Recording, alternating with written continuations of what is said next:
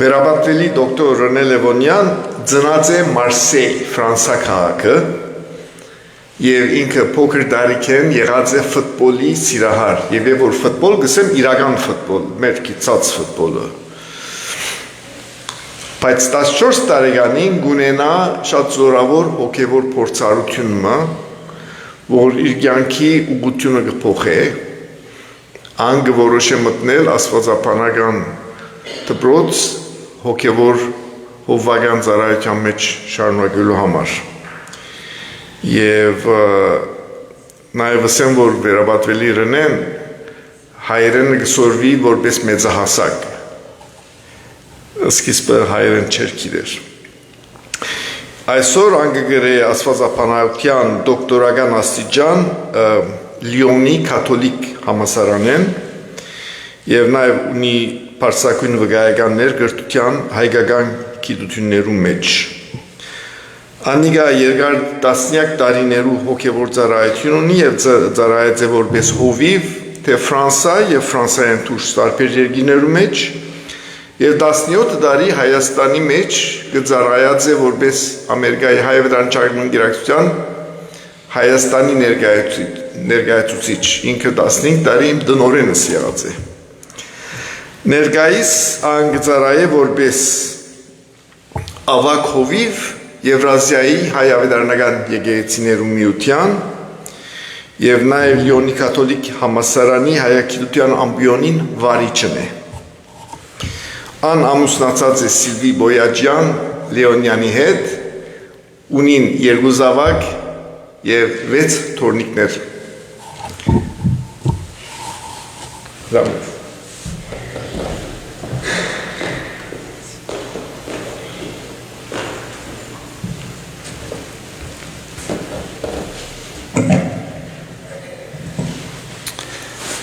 Բարև ձեզ, ուրախ եմ ձեզ հետ գտնվելու, Տիգինս եւ ես դարբեր արիտներով եղել ենք Կանադա եւ այս շաբաթ Աստված արիտ գուտա որբեսի մենք վայելենք ձեր ներկայության եւ նաեւ միասին լայսոր եւ շաբթվան մեջ երկու եկեղեցիներուն մեջ ծառայենք ձեզ, մեր ժողովրդին եւ նաեւ ծառայենք Աստծո։ Ողջուններ ունիք նաև մեր Ֆրանսայի հայավետարանական եկեղեցիներուն կողմէ, մեր հովիվներուն կողմէ, ինչպես նաև այն երկիրներ, որ նաև կծառայեն Ռուսաստան, Վրաստան եւ նախկին Սովետ միության երկիրներուն, ում դարբեր նոր հայավետարանական եկեղեցիներ կան, հայությունը շատ է հոն, Ռուսաստան գրեթե նույնչափ հայկա կամ թե Հայաստան, այսինքն մոտ 3 միլիոն ժողովուրդ կրնանք պատկերացնել։ Այսօր ընտրեցինք Աստծո խոսքեն նույն մկալված իմաստության, ադորամար գարտացինք այս առաջին քրուխ ժողովողի կրկեն եւ փորձենք միասին գարկմը տասեր քաղել Աստծո խոսքեն։ Մենք արտացինք իջմարաջ ունայնությանց ամեն բան ունայնություն է։ Եվ հետաքրքրական է, որ Սողոմոն թագավորը, որ գրեց այս գրությունը, այս գիրքը, ժողովողի գիրքը, կարծես թե ինքը ուսումնասիրություն գնե, չեմ գիտեր, որ մեկ համալսարանի համար այսինքն ավարտաճառը կպատրաստի թերևս Մոնտրեալի, Լավալի, Փարիզի կամ Երևանի, բայց շատ հետաքրքրական ուսումնասիրություն գնե եւ կփորձի հասկանալ թե ինչ է մեր կյանքը, ինչ է մեր կյանքի նպատակը, ինչու համար գաբրինք։ Չեմ գիտեր, եթե երբեմն դուք կամ ես մեր արժեքը գտնենք մեր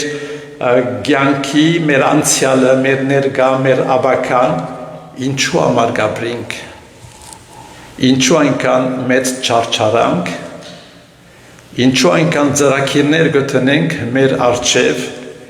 երբեմն կհաջողենք, երբեմն ոչ, ինչու համար իրականության մեջ մենք նաև ընտանիքներ կկազմենք, ինչու համար զավակներ ունենք, ինչ է իմաստը այս բոլորին։ Եվ իրականության մեջ Սողոմոն թագավորը, երբ կներկայացնի այս ամբողջը մեզի, գտնի մեր առջև, մենք հասկանանք, թե ամեն ինչ ունայն է։ Եթե ամեն ինչ ունայն է, ուրեմն ինչու համար գաբրինք, ինչու համար կչարչարվենք, ինչ ժառանգություն կուզենք դալ մեր զավակներուն, նոր սերունդներուն։ Երբ կսե օրինակ, թե ինչ որ ծրված է, չես գնար շտկել, նաև մենք հասկանանք, թե պետք է անպայման ուսումնասիրենք մեր ամենօրյա կյանքը, որպեսզի հասկանանք արժե ապրիլ եւ ինչու համար կապրիմ։ Սողոմոն թագավորը եւ այս ժողտական կողմերը կտեսնի մեր կյանքին մեջ, բայց նաև գիտե թե Աստված մգա, ադորամար նաև հույսով գաբրի։ Երբ մենք ասենք, թե ինչ որ գա այսպես եւ մենք բամը չենք գնալ ընել, ուզենք չուզել, օսանք մգա, մենք պիտի հետևենք, ծևով մը ուրախալի չէ։ Մենք ընդհանրապես, չեմ գիտեր դուք Կանադայի մեջ, կոնե Ֆրանսիա, ֆրանսացիները կսիրեն ասել, թե ես ամեն ինչ կորոշեմ ինձ համար։ Չեմ գիտեր դուք ինչպես կպատկերացնեք ձեր հաջորդ էտապներ ձեր կյանքի մեջ, ով կորոշի քո կյանքը, իմ կյանքը։ Ես կորոշեմ կամ ուրիշներ կորոշեն իմ դերը։ Եվ նաև գարտալով այս Սողոմոն թագավորի խոսքերը կհասկանանք, թե ձևով կան իրավիճակներ, որ մենք ուզենք չուզենք, դուրսի աստեցությունները կան մեր վրա։ Արդյոք մենք կգրնանք որոշել 100%-ով ով ենք, ինչ ունենք եւ ինչու համար գնենք։ Քիչ առաջ հիշվեցավ, թե երբ 14 տարեկան էի, ես ընդունեցի Հիսուս Քրիստոս իմ կյանքիս մեջ։ Ինչպես ասո խոսքը կբացատրի մեզ, ասիկա հոգևոր ծնունդ մնե, վերստին ծնունդ մը, ապաշխարությունով, ընդունելով, թե ես մեղավոր մարդ եմ, բայց հասկանալով, թե մեր Տեր Հիսուս Քրիստոս եկավ շտկելու, մաքրելու, ներելու, որպեսզի ես նոր ուղղություն ունենամ իմ կյանքիս մեջ։ Եվ ասիկա աստվածային հրաշք մնե, Սուրբ Հոգին գործն է ձեր կյանքին մեջ, իմ կյանքիս մեջ։ Բայց նաև երբեմն կան մարդիկ, որ այսպես ասեմ, քրիստոնյա հավատացյալ մարդիկ են, բայց երբ կտեսնես, թե ինչպես գաբրին կամ ինչ տեսակ ռեակցիաներ ունին իրենց կյանքին մեջ, կզարմանաս։ Մեկ օրինակ կուզեմ տալ ձեզ։ Երբ հովիվ էի Ֆրանսիայի մեջ, ինչպես բոլոր եկեղեցիներուն մեջ, կան տարբեր ուկապարծական խումբեր կամ պատասխանատուներուն խումբեր, որ կառաջնորդեն եկեղեցի կյանքը, եւ ունեինք այն քանի տարբեր քաղաքներ զարայեցի, բայց մեկ քաղաքին մեջ ունեինք անձը, եղբայրը, որ շատ նվիրված էր, շատ գործ ունի էր, եւ իրոք շատ հաճելի էր տեսնել այնպիսի անձ, որ եկեղեցին մեջ գնվիրե իր ժամանակը, իր դաղանթը, իր կարելիությունները, բայց բան մգա, որ երբեմն այնքան ճիշտ չէր, Հայաստան գսեն դեֆեկտ մգար, եւ երբ խոսենք նյութի մասին, հետո պետք է որոշումներ առնենք։ Եվ կպատահեր, որ օրինակ մեծամասնությունը որոշեր բանը, ինքը տարբեր ձևով կմտածեր, կփորձեր համոզել մյուսներուն, ընդունելի է, բայց երբ մեծամասնությունը կորոշեր դարբեր ձևով թե ինչպես ինքը կմտածեր, կփարգանար, շատ զորավոր կփարգանար, կբորար մեր վրա, եւ հետո նույնիսկ երբեմն կցկեր սենյակը գերտար, բայց որ իրենից կխոսեի, ասեի, եղբայր, դու բարի ես, ծառայող ես, ինչու այսպես կնես։ Պատասխանը հետևյալն էր, ես այսպես եմ, իմ նկարագիրը այսպես է, չեմ գնալ փոխել, այսպես է։ Եվ ես կփորձեի բացատրել իրեն, որ մենք այնպիսի Աստված ունենք, որ Աստված նույնիսկ իր նկարագիրը կգնա փոխել։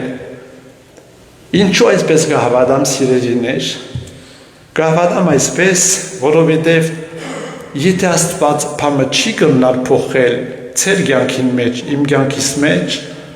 ուրեմն զորավոր Աստված չունենք։ Մենք հավատամ, որ Աստված կարող է ամեն ինչ փոխել մեր կյանքերուն մեջ։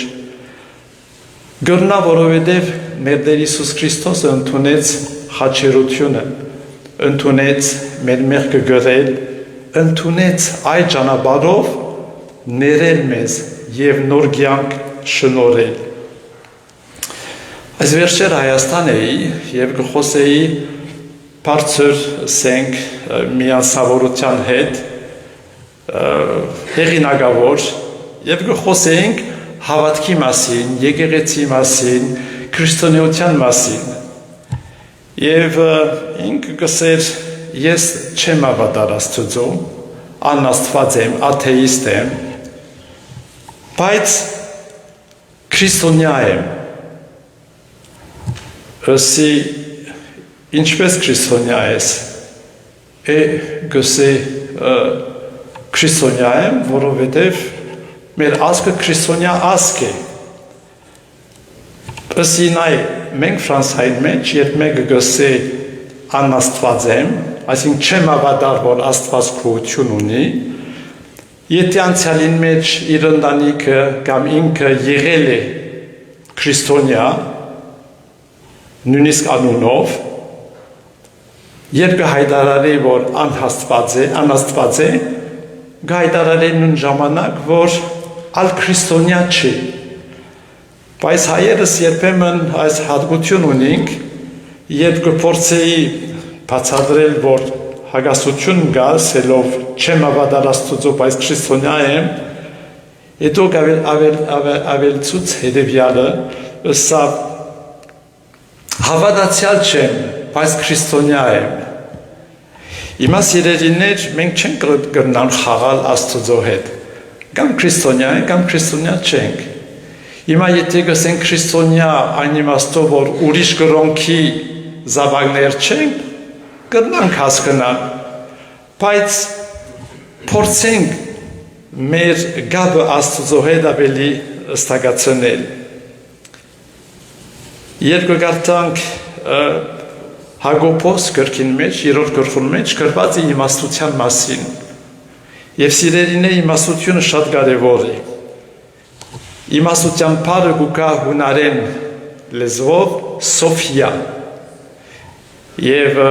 շատ գեղեցիկ անուն մնի, բոլոր անունները գեղեցիկ են։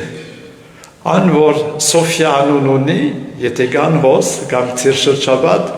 շատ լավ է Սոֆիա անունը։ Հայերուն մոտ երկու գուսումնասիրենք անուններ երբեմն քիչ մը կզարմանանք, օրինակ աղջիկները կան, որուն անունը հնազանդ է։ Շատ դժվար է գրելու այս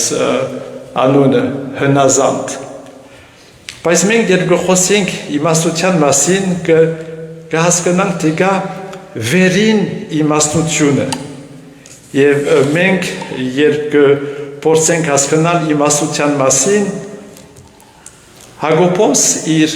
թողտին մեջ, երրորդ գրքում մեջ, գսե ով է իմաստունը, ով է խելացին, որովհետև իրականության մեջ,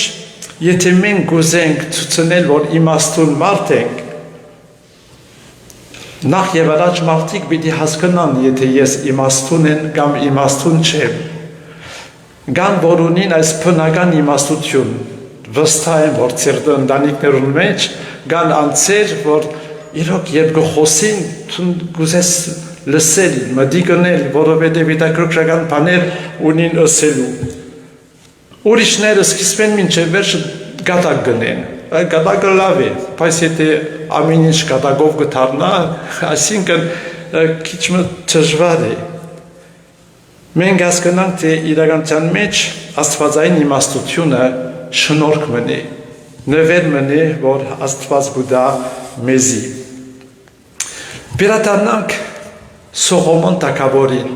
երբ գսե թե ամեն ինչ ունայն է, եւ կգարտանք հաջորդ գլուխները, կհասկանանք, թե մենք տարբեր ձևով կգնանք փորձել լուծել այս ունայնության հարցը։ Կան մարդիկ, որ գսեն փորձենք ուրախ կյանք ունենալ, վայելենք, եթե ամեն ինչ ունայն է, քոնի ժամանակ չգործընծնենք։ Բողոս Արաքյանն ալգսե ուտենք, խմենք, վայելենք, քանի որ վաղը պիտի մեռնենք։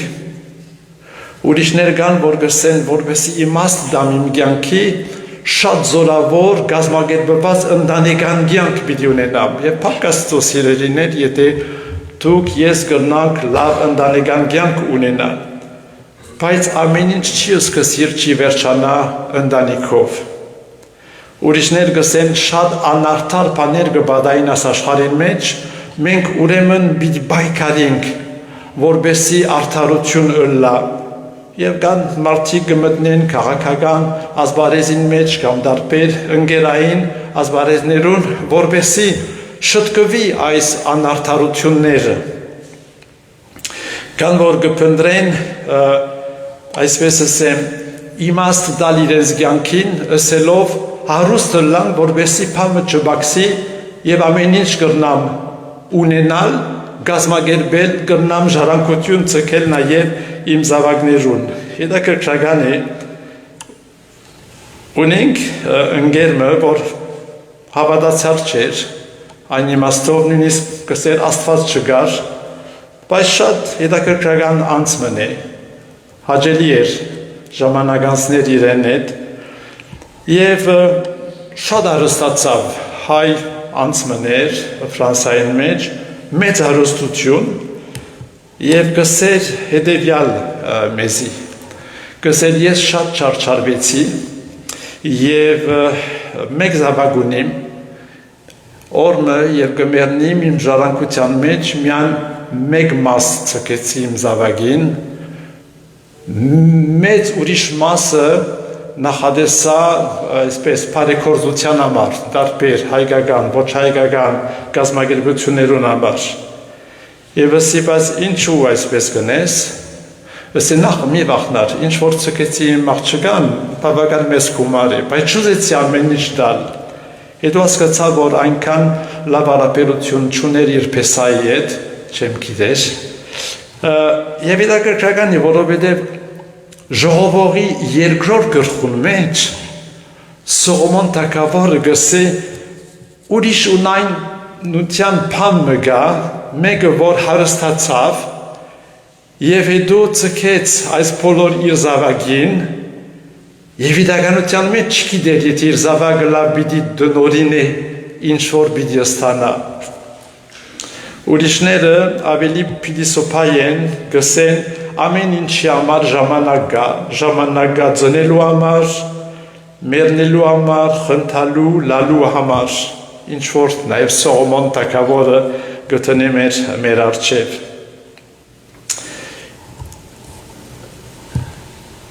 Երրորդ գլխուն մեջ, ժողովողը երրորդ գլխուն մեջ, մենք կտեսնենք, թե այս աշխարհին մեջ չարությունը շատ է, մարդիկ բարի չեն, շատերը նույնիսկ իրենց չարության մեջ գխորանան, չեմ գիտեր, եթե գա ձեր շուրջ, ձեր ընտանիքին մեջ, երբեմն եկեղեցիներուն մեջ, հասարակության մեջ, մարդիկ, որ Այնքան բարի են, որ թուն գուզես նմանիլ այս մարդկանց։ Բայց ուրիշները այնքան չար են, որ գզարմանաս։ Եվ Սողոմոն թագավորը գսե շատ բաներ կբադային, որովհետև մարդիկ նախանց են։ Եվ նաև ան, որ զորավոր է, ուժ ունի, ջնշում կփանեցնի դգարներուն վրա։ Իմաստությունը գսե Սողոմոն թագավորը ավելի լավ է, քան թե ժառանգություն։ Չեմ գիտե, եթե եղել են ժառանգության արծեր ծեր ընտանիքներուն մեջ, շատ անգամ ժառանգության ադեն ընտանիքները կբաժնվին, եղբայրներ, քույրեր, հարազատներ իրարու հետ։ Աստված դա, որ եթե ժառանգության արծեր ունենաք, շատ հանգիստ ձևով լուծեք այս արծերը, չերթակ թադավորներուն առջև ամոթ է, քույր եք, եղբայրներ եք, հարազատներ ենք, մենք լեզու գտնենք իրարու հետ։ Գիտեմ գսե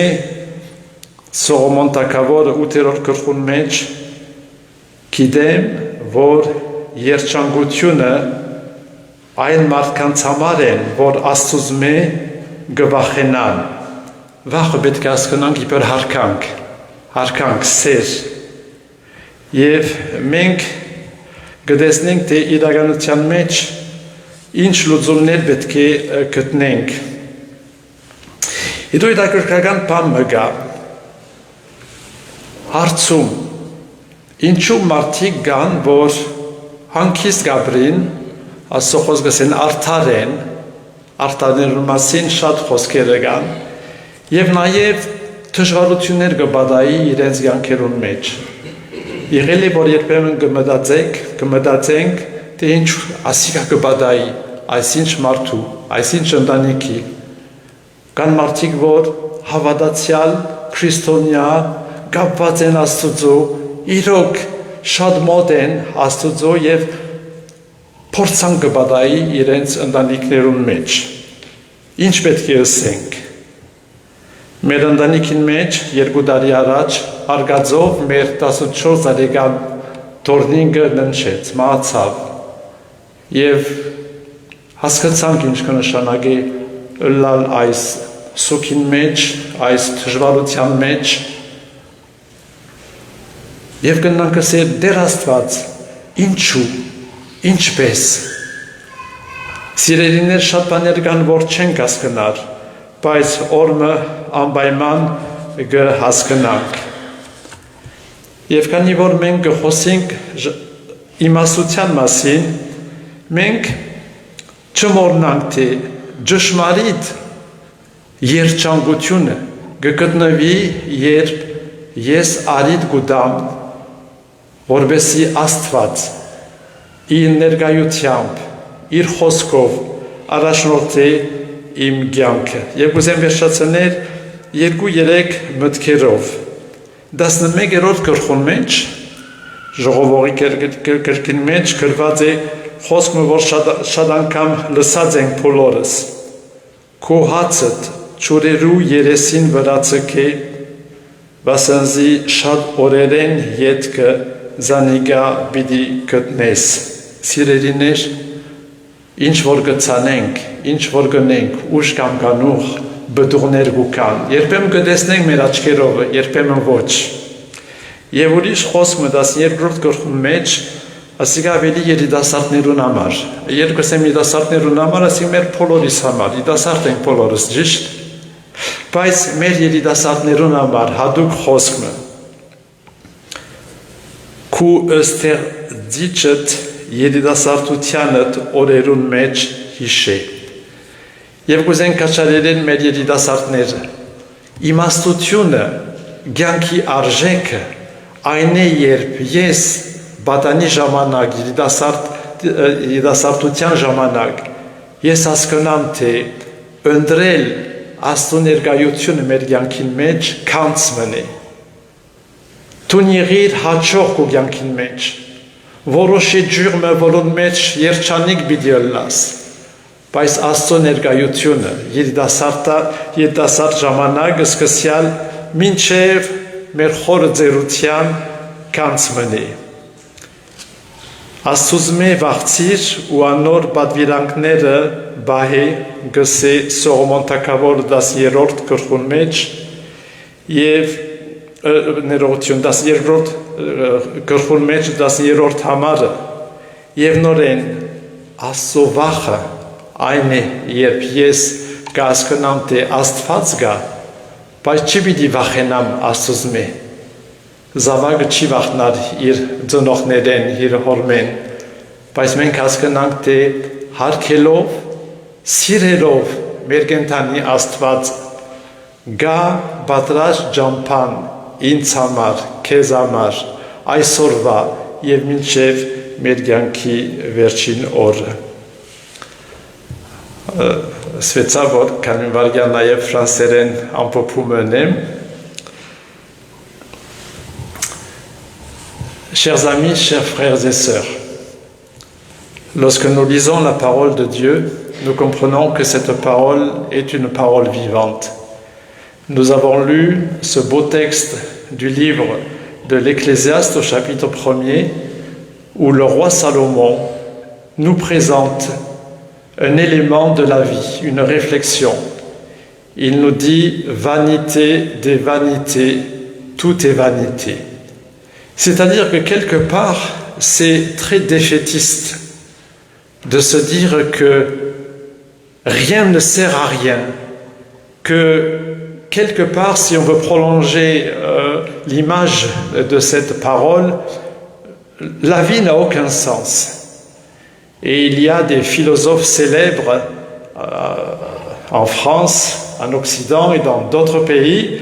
qui ont fait une analyse très intéressante sur le sens de la vie et pour dire que ça ne sert à rien de vivre. Et si cela ne sert à rien de vivre, il y en a qui en déduisent eh bien qu'il vaut mieux ne plus vivre. Et vous comprenez ce que je veux dire. Mais le roi Salomon, qui est une personne sage, remplie de la sagesse de Dieu, est capable à la fois d'analyser la situation, de voir ce qui est bien, de voir ce qui est mal, et de pouvoir dire ensuite ce qu'il faut faire. Et cela nous fait penser à une parole dans l'Ancien Testament où Dieu dit « J'ai mis devant toi le chemin de la vie et le chemin de la mort, mais toi, choisis la vie. » C'est un conseil qui nous est donné de la part de notre Créateur, de la part de ce Dieu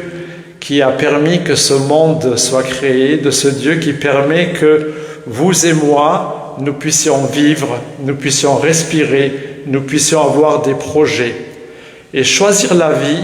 c'est choisir en réalité la présence de Dieu dans notre vie. La présence de Dieu se manifeste de différentes manières. Elle se manifeste lorsque tout simplement j'ai confiance en lui, lorsque sa parole devient pour moi une parole vivante. La présence de Dieu, c'est quand j'ose lui parler, j'ose le prier. Il y a des gens des fois qui disent « Tu pries Dieu ?» Oui, je prie Dieu, mais comment tu fais? Moi, je n'oserais jamais m'adresser à Dieu. Même des gens qui croient en Dieu, des fois disent « Comment je vais lui parler ?» Eh bien, tout simplement, comme tu parles à tes parents, parle à Dieu. Parle-lui parce qu'il est un père, parce qu'il écoute. Et à propos de Salomon qui nous parle de notre monde, qui est un monde de vanité, il est question aussi de la sagesse, parce que c'est la sagesse de Dieu qui a permis la création de notre monde, la création de la vie pour l'être humain, et ta présence et ma présence ce matin ici. Alors, dans la sagesse de Dieu, nous sommes encouragés, en réalité, à rechercher ce qui est bien et ce qui est bon de ce que Dieu met devant nous. Et quand nous avons dit que Dieu nous dit « choisis la vie », eh bien, la vie en abondance, c'est notre Seigneur Jésus-Christ qui a dit « Je suis le chemin, la vérité et la vie ». Et lorsque parfois les chrétiens disent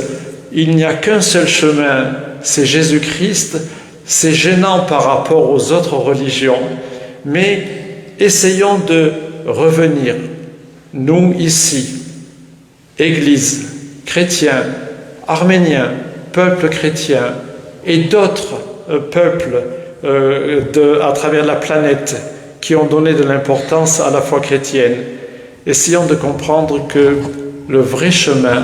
la vérité et la vie, c'est notre Seigneur Jésus-Christ.